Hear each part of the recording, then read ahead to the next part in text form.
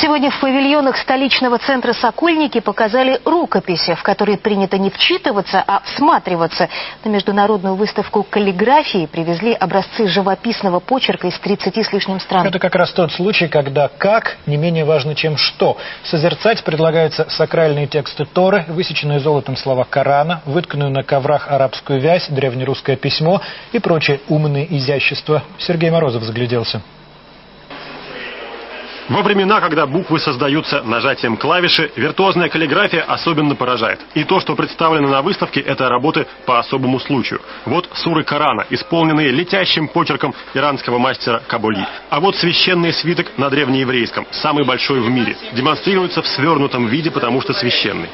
Перед написанием сакральных текстов произносится специальная, скажем так, формула, которую можно назвать медитация, о том, что то, что я делаю для исполнения определенной заповеди. Например, если это мезуза, то для заповеди мезуза.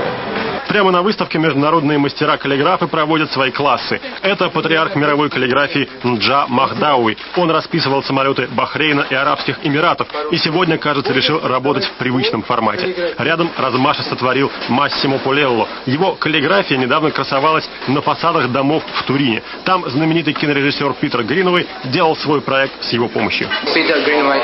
Гринуэй работает с образами, а мне впервые пришлось сделать каллиграфию не только на бумаге. Это был огромный замок, и видео проецировалось прямо на стену.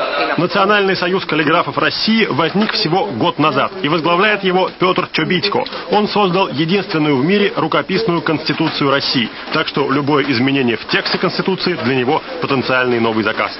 Из священных для любого россиянина текстов в рукописном виде существует не только Конституция, но и гимн страны. Его для России оформляла Барбара Кальцолари, дизайнер индустрии мод и автомобилей. Она не взялась писать сам текст, потому что к кириллице нужен особый подход, зато сделала шапку текста.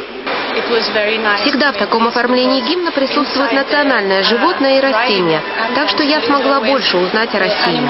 Особняком, как всегда, стоит японская и китайская каллиграфия. Вот где раздолье. Вместо десятков букв тут десятки тысяч иероглифов. Любопытно сравнивать западную каллиграфию с гораздо более древней восточной, потому что здесь традиция предполагает движение сверху вниз и справа налево, что, по идее, предполагает также принципиально другой взгляд на композицию и вообще на окружающий мир. И чем слабее каллиграфический канон, тем дальше уходит каллиграфия от самой себя. Если древнееврейская буква должна быть написана только тушью и без малейших трещинок, то другие буквы сплетаются в орнаменты, вписываются в живопись, появляются на тарелках, на платьях. В общем, на этой выставке можно найти что угодно. Сергей Морозов, Владислав Борицкий, Евгений Толстов, НТВ, Москва.